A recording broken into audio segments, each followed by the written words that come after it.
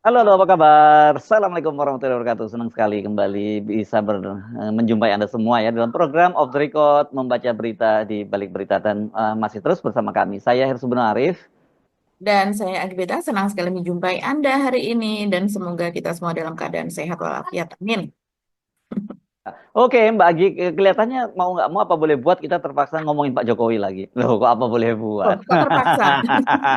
Ya, soalnya ada yang menarik banget tuh. Pak Jokowi itu ternyata Hmm, rupanya sedang maaf, nggak saya nggak tahu apakah mumpung ada di Jakarta gitu kan. Pak Jokowi dalam beberapa hari ini ada di Jakarta ya, kalau lagi koordinasi betul. Sejak hari Senin. acara pengacaranya, terus ketemu Ya.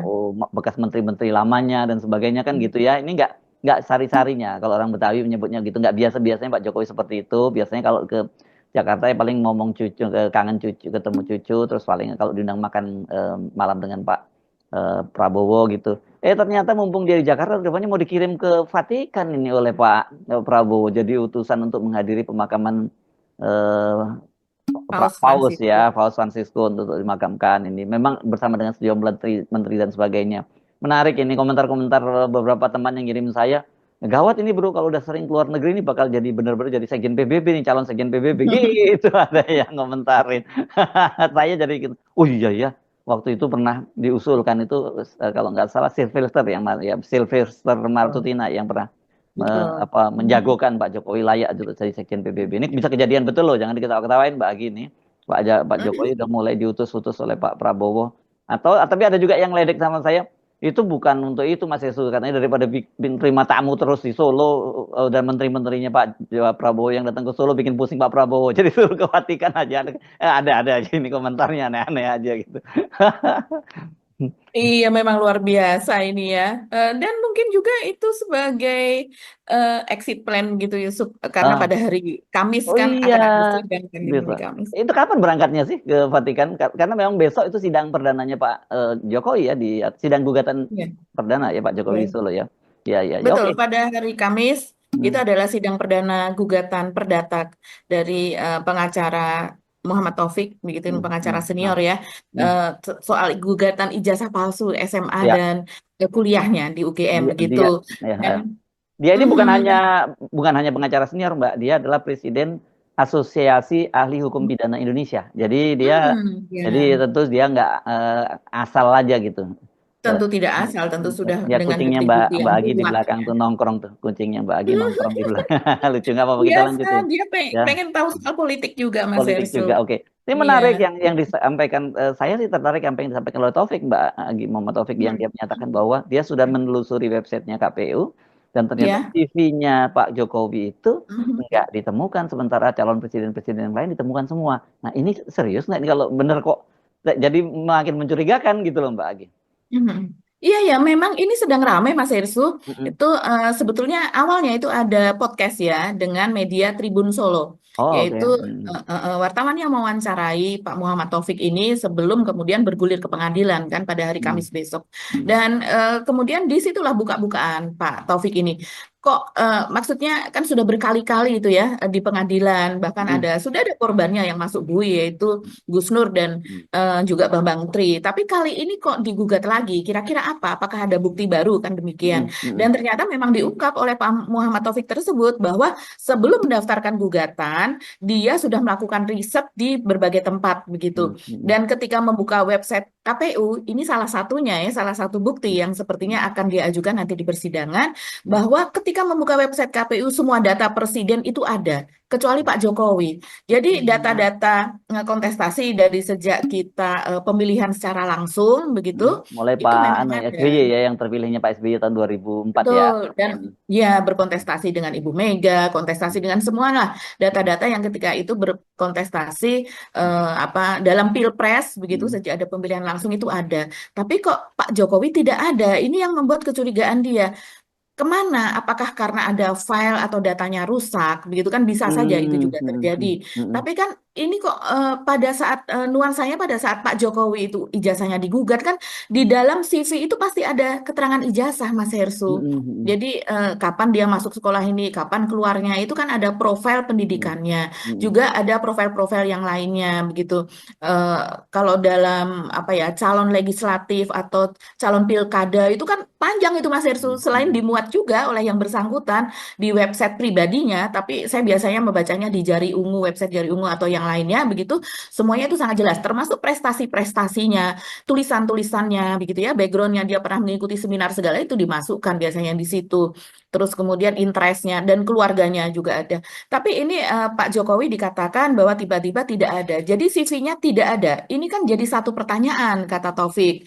Kemudian eh, Taufik ini menemukan salah satu pembanding tentang ijazah asli dari Pak Jokowi itu dari SMA 6, Mas Hersu. Jadi mm, Pak Jokowi itu kan masuk tahun 1977, kemudian lulus tahun 1980, masuk ke UGM 1980.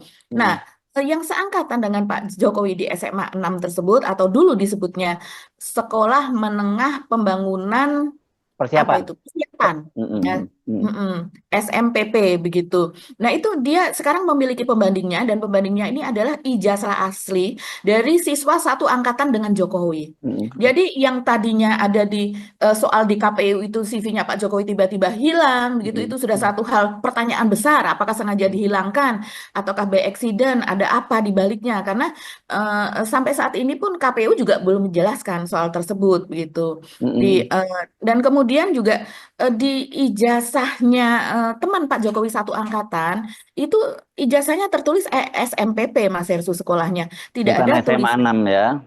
SMA 6 seperti yang ada di ijazah Pak Jokowi dan diklaim selama ini begitu. Ya, dan saya juga menyimak waktu Pak Jokowi menunjukkan ijazahnya kepada wartawan. Itu kan Mhm. disebutkan, si wartawannya kan menyebutkan bahwa ada dua map ya. Yang satu Betul. map itu berisi Mhm. SD, SMP, SMA. Kemudian satu lagi map ijazah yang disebut diklaim itu adalah ijazah dari UGM yang dengan ada logo berwarna emas UGM-nya itu. Nah, yang Betul. bagian yang tiga ini disebutkan bahwa di situ SMA 6 disebutkannya, bukan SMPP memang. Iya, Tuh, betul. ya. Wartawan Hmm, menyebutkan itu SMA 6 bukan ya, SMPP. Nah, inilah ya. yang kemudian Hmm, barangkali akan dijadikan sebagai bukti nanti di hmm, pengadilan, Mas hmm, Yesu, hmm. oleh Pak Taufik ini begitu. Hmm. Dan sebetulnya Pak Taufik ini sudah menyurati KPU juga kalau Oh ya? berdasarkan Hmm, pernyataan dia. Iya, hmm, hmm, pernyataan di podcast tersebut. hmm, Tapi ternyata tidak ada respon. Jadi hmm, dia curiga bahwa ini ada semacam rekayasa atau sesuatu yang disembunyikan seperti itu. hmm, Terus kemudian dia pun mengatakan memang tidak mudah untuk menggugat seorang Jokowi itu, tapi hmm, menurut hukum kan semua orang itu sama di hmm, mata hukum, apalagi ini hmm, kemudian ada bukti-bukti baru begitu ya yang dimunculkan. Lalu kita riset dulu. Kita riset di beberapa tempat. Salah satu mungkin yang mengagetkan ini. Nah, wartawan nanti bisa cross check. Ketika kita membuka web KPU, semua data calon presiden itu ada. Pak Jokowi nggak ada tiba-tiba. Jadi CV-nya itu tidak ada. Di KPU itu CV-nya tidak ada. Calon presiden yang Mendaftarkan lewat KPU itu semua ada. Pak Prabowo 2019 itu ada. Dia sekolah di West Point, pendidikan SD SMP ada. Pak Jokowi itu nggak ada. Nah, ini kan jadi satu pertanyaan besar. Justru itu aksesnya di mana, Pak? aksesnya di webnya KPU. Websitenya KPU. Websitenya KPU. Dan Pak Taufik sudah membuktikan. Sudah itu ya? membuktikan. Tadi ada di mobil ya, saya bandingkan antara laman KPU yang memuat Pak Ya. Prabowo padahal itu 2019 dan Pak Jokowi ada. Itu yang pertama. Lalu yang kedua, dan ini yang tidak disadari dan saya tidak akan publikasikan kecuali nanti pada saat persidangan, kita mendapatkan ijazah pembanding yang asli teman sekolahnya Pak Jokowi, tidak ada kata-kata SMA 6. SMPP, Sekolah Menengah Persiapan Pembangunan. Dan saya mengerti benar karena pada saat itu saya telah duduk di bangku SMP kelas 2. Saya lulus SMP tahun 81. Jadi ya Ya, kita lihat besok ya, masih sidang pertama itu kan. dia. Saya pengen ngulang lagi apa yang pernah kita omongin juga di sini ya. Makin hari makin kan kita tadinya orang yang juga skeptis ya soal gugatan ijazah ini Mbak Agi ya. Kita masih jujur gitu Betul. ya. Tapi makin lama makin loh kok kayaknya iya benar juga ya ini gitu loh kan. Kok ada Kok masa iya sih kan soal kebetulan itu nggak kalau dalam politik itu kan katanya nggak ada yang kebetulan. Kalau toh Betul. kebetulan ya itu sebenarnya sudah direncanakan sebagai sebuah kebetulan. Jadi memang sangat menarik apa yang dilakukan oleh Taufik. Tadi saya ingin menyinggung sedikit mundur dikit tadi kan banyak Mm-mm. orang mempersoalkan kan ini kasusnya sudah disidangkan di Pengadilan Negeri Jakarta Pusat 2 sampai 2 kali kan ada juga menyatakan ini bisa nebis in idem loh katanya gitu ya. Mm. Artinya nebis in idem Mm. itu sebuah kasus tidak bisa disidangkan sampai 2 kali gitu kalau udah ada putusan kecuali ada novum kan gitu ya Betul, novum itu ada bukti betul. baru Bukti gitu. baru. Tapi Mm-mm. dalam kasus ini kata dia itu sidang itu sebenarnya belum pernah ada putusan belum ada kalah karena apa karena yang pertama itu adalah si Bambang Tri itu kemudian ketika menggugat dia dijadikan terdakwa di Mm-mm. pengadilan dan kemudian dihukum 6 tahun jadi dia tidak bisa punya legal standing untuk mengajukan gugatan itu. Jadi batal di situ. Yang kedua NO itu yang para pengacara-pengacara NO itu Mhm. juga karena cacat formal jadi gugatannya. Jadi belum disidangkan gitu loh. Jadi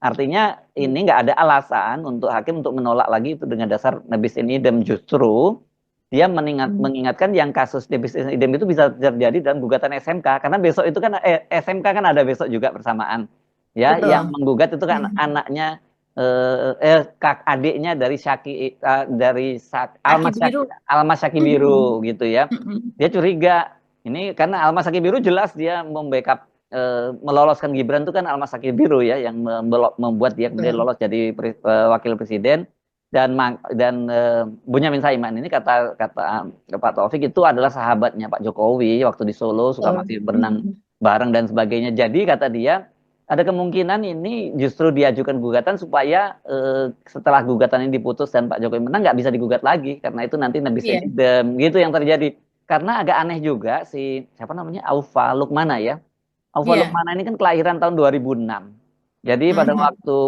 kebijakan itu diambil waktu Pak Jokowi jadi sales promotion boy-nya SMK itu pada tahun 2012 umurnya masih 6 tahun nggak mungkin dia mau membeli SMK pada waktu itu dan kalau one prestasi kan harus ada perjanjian perjanjian tertulis itu antara yang Betul. membuat perjanjian itu sehingga kemudian satu ingkar janji disebut one prestasi gitu loh jadi dan pengacara Pak Jokowi juga sudah menyatakan seperti itu JB Irfan namanya kalau jadi dia kalau Taufik bilang ini jangan terlalu di inilah sidang yang satunya itu karena itu justru malah Mhm. untuk melindungi Pak Jokowi kalau Taufik jelas tidak melindungi Jokowi gitu. Iya, makanya dengan ada gugatan dari Aufa Lukman itu, Hmm, akhirnya orang juga menghubungkan hmm, dengan Boyamin Saiman sebagai hmm, hmm, Ketua Umum Masyarakat Anti Korupsi Indonesia. Kalau saya lihat-lihat di eh, media sosial, netizen itu mempertanyakan sebetulnya Maki itu apa begitu, dan kemudian anggotanya siapa saja, iya. ada berapa Hmm. banyak apa dan Nah, sebagainya. Karena ah, memang ah, kita tahu banyak juga LSM yang teman kita sendiri lah Mas Ersu hmm, hmm, itu dia memiliki LSM dan yang keluar ya dia terus gitu. hmm, Paling hmm, ada hmm, temannya yang diajak gitu. Tapi untuk kita tahu bentuknya tuh seperti apa dan sebagainya hmm, itu kita nggak pernah tahu berapa hmm, anggotanya, hmm, cabangnya di mana, terus kemudian cara dia pengambilan datanya seperti apa dan sebagainya begitu. Tapi dia hmm, terus bergerak sehingga diliput media dan kemudian juga menjadi yang salah satu LSM yang populer seperti halnya Maki. Nah, saya sendiri juga tidak tahu, mungkin ini Boyamin Saiman sendiri yang harus menjawab ya. hmm, Bentuk Maki itu seperti apa, hmm, ada berapa peneliti di sana, hmm, hmm, analis apa dan sebagainya begitu. hmm, Tapi orang akhirnya kemudian sekarang ini memang bertanya hmm, bahwa itu sepertinya adalah aktivitas dari Boyamin Saiman sebetulnya hmm, yang dijalankan oleh anaknya. Nah, kita tidak tahu ya. Ini lagi-lagi Boyamin Saiman yang harus menjawab hal itu. Tapi ini rame betul. Boyamin juga pasti memantau ini saya kira di media Oh, sosial. rame juga ya di media sosial nih, Mbak ya? Rame Mas Hersu soal Oh, bagaimana anak Boyamin. Karena sebelumnya kan yang terakhir rame adalah eh, apa namanya laporan dari Almasaki Biru yang hmm. kemudian menggugat Oh, tapi kan minta dia prestasi. one prestasi juga. Nah, kalau one Iya, prestasi, Betul, Oke. tapi dia alasannya kan itu yang menarik bahwa Hmm, kenapa tidak ada ucapan terima kasih dari Gibran setelah dibantu olehnya dia melakukan gugatan, akhirnya Gibran berhasil lolos dan hmm, akhirnya bersama hmm, Prabowo maju hmm, kontestasi Pilpres. hmm, Kenapa sejauh itu Gibran akhirnya berhasil begitu tadinya tersandung hmm, hmm, usia setelah hmm, hmm, diloloskan hmm, oleh MK, hmm. tidak ada ucapan terima kasih dari Iya, Gibran kepada Saky Biru. iya, Itu yang dia ya. dia Dan gugat gitu dan kalau seandainya pun digugat misalnya 10 juta itu hanya akan diberikan kepada sebuah pengacaranya, yayasan yatim-piatu pengacaranya, lah begitu. ya. Tapi enggak, Akan disumbangkan ya. gitu. Tapi karena dia nyebutnya wan prestasi, kalau wan prestasi itu kan berarti ada perjanjian di antara Iya, kedua. tadinya. Nah, kan Mm-mm. gitu. Jadi betul itu berbentuk seperti apa ya Mas Ersu? Wan prestasi tidak memenuhi janji Tidak memenuhi gitu ya. ingkar janji, wan prestasi ingkar Ya, janji. ingkar janji begitu. Biasa. Jadi eh, tapi kan kemudian Gibran ini mengaku tidak mengenal apa dan sebagainya begitu. Tapi sementara dari pihak ini mengaku bahwa dia itu memang mengagumi Gibran. Nah, sekarang adiknya juga melakukan gugatan itu. Ini dalam Hmm, rangka apa? Dan yang hmm. menjadi kuasa hukumnya adalah Almas Saky Biru itu sendiri juga Oh begitu. gitu. Iya, kan dia sudah lulus Mas Hersу dari Oh iya, iya, Universitas iya. Surakarta tersebut, Hmm, UNSA ya, bukan hmm, UNS, hmm. begitu, dan sudah lulus dari Fakultas Hukum, sekarang sudah menjadi pengacara dan menjadi lawyer dari adiknya bersama dengan Ah, ada pengacara yang lainnya lagi. oke, oke, Jadi oke, ya oke. ini kita Ya.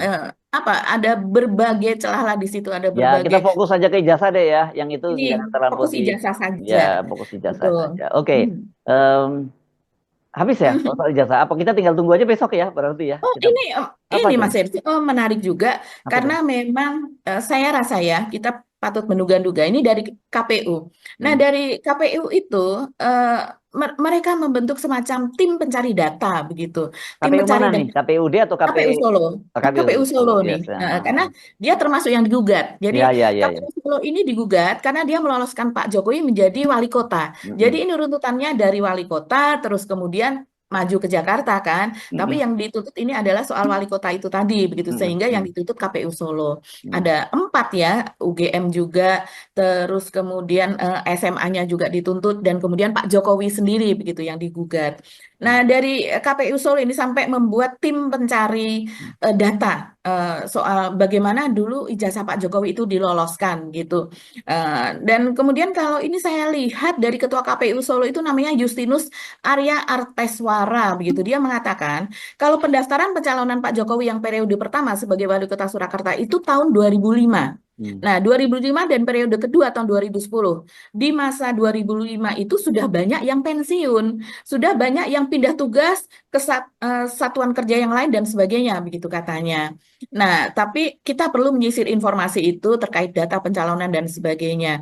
Jadi kita tidak tahu nih nantinya akan ada atau tidak dari pihak-pihak yang bersangkutan yang dulu bekerja di KPU yang kemudian akan bersedia untuk bersaksi di pengadilan, begitu Mas Hersu. Karena sekarang ini seperti teman-teman Pak Jokowi yang satu angkatan apa dan sebagainya, begitu kan eh, susah untuk bersaksi, begitu mereka untuk muncul rame-rame dan kemudian memperlihatkan ijazahnya, apakah betul sama atau beda dengan Pak Jokowi? Karena kita tahu pada penomoran ijazah Pak Jokowi saja kalau saya lihat kok memang aneh ya. Mm-mm. Lama-lama kita jadi terbuka gitu. Iya ya, kok cuman ada berapa empat angka atau apa seperti itu Mas Irsu, sementara yang satu angkatan bahkan sebelumnya Mm-mm. yang kemarin seorang profesor dari Teknik Geodesi UGM yang lulus tahun 79 itu sangat lengkap sampai kemudian dia lulusan keberapa dari UGM terus kemudian lulusan keberapa dari Teknik Geodesi itu sendiri dan dari Fakultas Teknik itu sendiri tahunnya ada singkatan apa yang menandakan kalau seandainya ada singkatan itu kemudian akan ketahuan dari teknik saja teknik geodesi. Mm-mm. Nah, kan ini sangat-sangat lengkap dan biasanya memang lulusan itu ada tulisan yang menjadi simbol gitu ya. Dia secara spesifik dari lulusan fakultas apa dan Ya. jurusan apa. Mm. Nah, ini kalau di Pak Jokowi memang nggak ada. Bahkan tulisan itu Mungkin ini artinya apa ya? karena dekannya bingung karena jurusannya nggak ada kan jurusan apa teknologi Teknik perkayuan teknik perkayuan mungkin bingung katanya. Iya, itu juga seperti yang dikatakan Mas Hersu betul, bahkan jurusannya tidak disebutkan. Tapi yang lainnya, ijazah yang lain kalau yang saya lihat itu memang disebutkan ya. Sementara di zaman Pak Jokowi itu kan jurusannya sudah ada jurusan konservasi, sudah ada jurusan manajemen dan teknologi hasil hutan. Jadi Mm-mm. salah satunya itu seharusnya yang bisa Ya, ya. disebutkan. Jadi Iya, memang ini pertanyaan apa ya yang cukup mendalam. Ini akan lebih menarik sekarang ini daripada sidangnya Bambang Tri dan Bambang kemudian Tri. sidangnya Gus Nur Iya, begitu. iya, Dan iya. ada satu lagi Mas Hersu dari Kepala Sekolah SMAN 6 Solo. Ini saya Mm, bacakannya namanya Pak Munarso. mm, Nah, ini dia menceritakan tentang kronologi bahwa SMA 6 itu tadinya itu tadi adalah SMPP itu adalah iya. kalau di Jakarta itu semacam sekolah jauh. Mm, Jadi misalnya karena kebanyakan kebanyakan murid pada saat itu kemudian sekolah jarak jauh begitu. Jadi mm, mereka memiliki model lah begitu untuk nanti kalau sudah cukup gurunya, sudah cukup muridnya, fasilitasnya akan berdiri sendiri. Nah, dulu SMA 6 rupanya seperti itu. Jadi ada sekolah SMA Negeri 5 yang kemudian supaya dapat menampung murid lebih banyak yang akhirnya membentuk SMPP tersebut, pembangunan persiapan itu. Nah, itu sampai dengan tahun 79 rupanya Mas Yerso. mm, Ini keterangan sementara dari Kepala mm, Sekolah SMA Negeri 6 yang sekarang ya. Sampai tahun 79 itu kemudian ada surat dari Dinas Pendidikan dan Kebudayaan ketika itu dan kemudian mengatakan bahwa ini akan diubah dalam masa transisi itu menjadi SMA Negeri 6 tapi pakai tulisan Romawi. mm, mm, Jadi mm, SMAN 6 tapi 6-nya itu Romawi, bukan 6 biasa. mm, Nah, mm, terus kemudian pada tahun 80 itu ada surat dari Kementerian Pendidikan dan Kebudayaan ketika itu mm. bahwa itu diubah menjadi SMAN 6 kalau tidak salah demikian. Tapi ada juga yang menjelaskan bahwa eh, SMA 6 itu baru terbentuk tahun 86 sesudah Pak Iya. Jokowi itu Mm. selesai. Ya, ya Begitu betul. sudah dia lulus begitu. Udah lulus Nah, ini bahkan lulus dari UGM kalau betul lulus dari UGM gitu ya. betul, betul. Nah, inilah nanti yang kita akan lihat. Kita akan lihat ijazah Pak Jokowi itu dalam 6 dalam tanda Romawi, tulisan Romawi, V dan 1, ataukah 6 dalam bentuk angka begitu. Ini Mm. juga menarik Mas Hersu nanti untuk Ya, dilihat dibandingkan dengan ijazah teman teman-temannya dari yang Pak lain. Mm. Fik begitu yang Mm. adalah ijazah asli. Iya, lah ini kan gampang banget sebenarnya Pak Jokowi ya ngapain sampai kemudian ke Jakarta koordinasi dengan para pengacara dan sebagainya. Kan ngabis-ngabisin waktu, ngabis-ngabisin duit juga gitu. Ngabisin tenaga, buka aja kan sederhana itu jumpa pers terus datang apa kalau dia nggak mau menunjukkan pada TPUA ya Mbak jumpa pers Ya. terus diambil Hmm. ahli yang independen gitu wartawan ikut menyaksikan clear sebenarnya saya kira ya soal itu kalau nanti ada yang masih ngotot ya tinggal dianin aja lah gitu. Tapi ini kok jadi panjang urusannya itu gitu loh. Apa sebenarnya yang motif Pak Jokowi ini gitu? Apakah Ya, apakah ini sudah tapi belum atau belum tapi sudah kan gitu. Ya, Pak Jokowi kan senang itu kan, ya, senang muter-muter ya, dan ya. dia juga suka ngeprank begitu kan Mas Hersu. Ya, Kita ya. nggak tahu ini mempermainkan psikologi lawan atau seperti apa. Tapi Hmm, kalau yang sebetulnya yang sangat simpel itu seperti yang dikatakan oleh eh, Effendi Ghazali ya. Effendi hmm, Ghazali mereka mengatakan, yuk kita tunjukkan ijazah kita asli dan kemudian dengan tulisan ini ijazahku, ijazahmu mana begitu. Jadi hmm. dia meminta supaya orang-orang yang Kan main medsos udah gitu mulai ya kan mudah kemarin itu. kan udah apa yang disebut apa ijazah challenge itu kan udah kan kemarin udah mulai kan. Iya, iya, tapi itu bukan ijazah challenge, yang itu adalah kegiatan waktu jadi mahasiswa. Jadi Oh. jadi Bukan maksudnya saya- banyak banyak yang doktor profesor yang menunjukkan ijazahnya oh masing-masing kan iya, ya iya, sudah kan betul. Pak Agi ya Betul. Itu yang termasuk yang sesama dari UGM tuh ya. UGM Iya, iya gitu. memperlihatkan Ah, biasanya iya. seperti ini begitu. Iya, bagus Ya. menarik tuh. Jadi tiba-tiba terus ketika orang lagi rame Pak Jokowi juga muncul. Teong, nah kan seru gitu. Oke Mbak Agi ya. Kita Aduh, tunggu aduh. perkembangannya besok. Jadi saya kira ini pasti banyak ditunggu-tunggu besok ya. Walaupun sidang perdana Ya. tentu mungkin belum akan banyak fakta yang muncul ya. Tapi Mhm. tapi setidaknya besok itu pasti akan menyedot perhatian publik ya soal sidang perdananya itu. Ya. Iya, makanya Pak Jokowi ke Vatikan gitu ya. Oh gitu Iya. ya ya. Iya ya.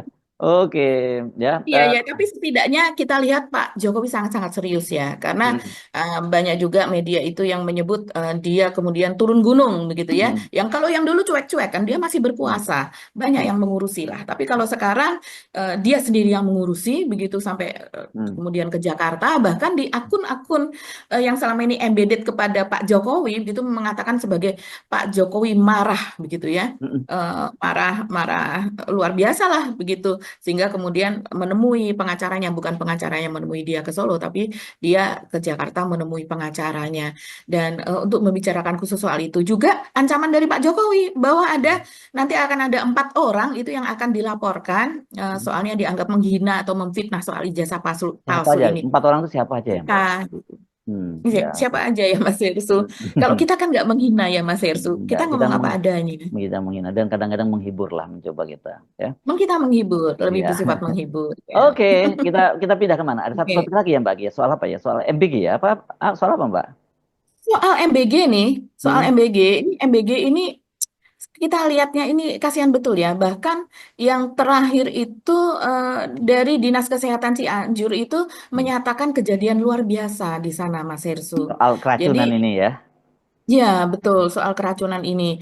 Jadi di Cianjur itu ada SMP PGRI 1 dan Hmm. juga MAN Madrasah Aliyah Negeri Hmm. 1 Hmm. yang kemudian pada hari Senin kalau tidak salah itu terjadi peristiwa keracunan yang kemudian menelan korban itu 78 siswa. Ini luar Masal biasa ya. Ya. 78. Ini Dan massal. ini bukan kasus pertama, tapi kan di beberapa tempat juga sudah terjadi kan. Tempat pernah di mana di Sudah NTT sering dan sekali sebagainya. Iya. begitu. Iya, sebelumnya malah terjadi belum lama ini di Batang, Mas Ersu, di Oh, di Jawa Batam. Tengah. Hmm. Hanya berselang 1 pekan, jadi pekan yang lalu itu sudah Hmm. terjadi juga di Jawa Tengah. Dan ada 2 SD di sana. Hmm. Dan salah satu yang dicurigai itu adalah mie. Jadi salah satu konten dari makanan yang ada itu salah satunya mie. Dan kalau saya perhatikan ya teman-teman auto record, ini di berbagai kasus keracunan, misalnya di hajatan, seperti itu Hmm. seringnya di resepsi hajatan dan sebagainya ya, itu memang mie yang paling cepat basi di antara yang Oh. lain. Hmm. Dan ini dua-duanya, baik di Cianjur maupun kemudian di Batang, ini yang dicurigai dua-duanya eh, adalah mie. Jadi memang mungkin ini mie ini misalnya untuk dimakan siang tapi sudah dimasak malam hari dan kemudian apalagi kalau saya juga pernah bertanya ke ahli gizi ya, Hmm. ini kenapa ya mie ini kok menjadi berbahaya begitu. Padahal ini kan makanan yang disenangi hampir semua orang dan semua usia. Jadi ini makanan semualah gitu, aman lah kalau ada mie-nya begitu. Ya karena seringkali orang memasukkan mie masih dalam keadaan panas, kemudian ditutup gitu ya. Terus kemudian itu mempercepat mie tersebut menjadi basi. Apalagi kalau di dalamnya itu ada ada sayur-sayuran yang juga cepat cepat membusuk begitu Mas Hersu. Nah, ini yang kalau yang sangat banyak korbannya itu yang di Cianjur saat ini pekan ini ya sampai 78. Dan kemudian juga ada keracunan massal di Cianjur juga bertepatan dengan waktu yang sama sehingga jumlah korban itu menjadi 176. Jadi selain siswa juga ada warga yang keracunan. Ini luar biasa. Hmm. Biasanya yang seperti ini susah ya kalau tiba-tiba sebuah rumah sakit dalam waktu yang sama harus menerima sekian puluh orang seperti itu Hmm. harus dikirim sana sini. Makanya disebut sebagai kejadian luar biasa. Ya, dan dari DPRD Cianjur kalau saya lihat mereka sudah meminta kepada pemerintah untuk mengevaluasi soal makan bergizi gratis ini karena memang sudah berkali-kali kejadian yang seperti Hmm. ini gitu. Ada yang kemudian siswanya mungkin tergantung pada keadaan kesehatan yang mereka bisa cepat pulih begitu, tapi ada juga yang butuh waktu lama kan Mas Ersu. Ya. Karena ini sifatnya keracunan berbahaya seperti Ya, ini. ini tambah tambah lagi apa kita sebut skandal ya, karena selain Ya, ini kan kemudian juga banyak yang nggak dibayar dan sebagainya. Jadi Pak Prabowo kan betul. kalau nggak salah dia baru hari ini ngomong, dia katanya ada yang bilang ya dia bohongi oleh para menterinya begitu kan, dia padahal dia Ya. nggak merasa dibohongi. Tapi menurut saya ini soal makan bergizi gratis ini Pak Prabowo perlu memberikan perhatian yang lebih, karena bagaimanapun ini adalah program andalan dari Pak Prabowo dan ini jadi semacam flag carrier dari Pak Prabowo. Kalau kemudian ini laporan-laporan semacam ini nggak masuk ke Pak Prabowo dan Pak Prabowo hanya dapat kabar yang baik-baiknya saja, berbahaya loh Pak Bowo, ini bisa jadi backfire ya.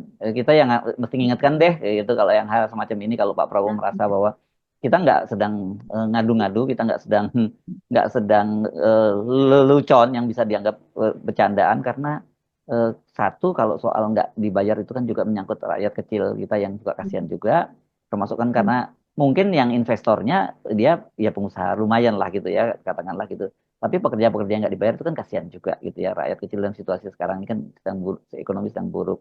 Yang kedua, soal keracunan itu juga bahaya sekali, itu bisa menimbulkan apa ya, stigma yang buruk terhadap program ini, dan nanti kalau muncul penolakan-penolakan terhadap program ini bisa batal program ini kan gitu. Jadi nggak boleh tutup telinga lagi hanya mendengar dari sebutannya. Mulai ada saran saya sebetulnya sekarang kan sudah juru bicaranya sudah ditunjuk ya, yang baru itu Prasetyo Mensesnek, kan orang dekatnya Pak Prabowo, ada Anggaraka juga di situ, kemudian ada Yuli Yadriantoro. Nah, orang-orang ini saya kira mesti mulai mensuplai informasi-informasi, berita-berita aktual pada Pak Prabowo. Jadi Pak Prabowo juga nggak teraliniasi dari situasi sekarang ini.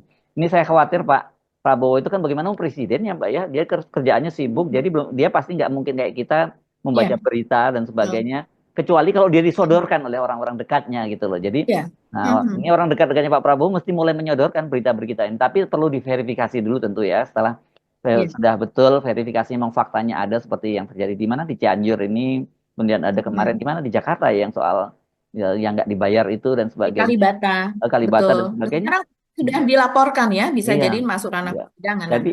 Jadi ini harus disampaikan kepada Pak Prabowo, jangan nggak disampaikan gitu loh.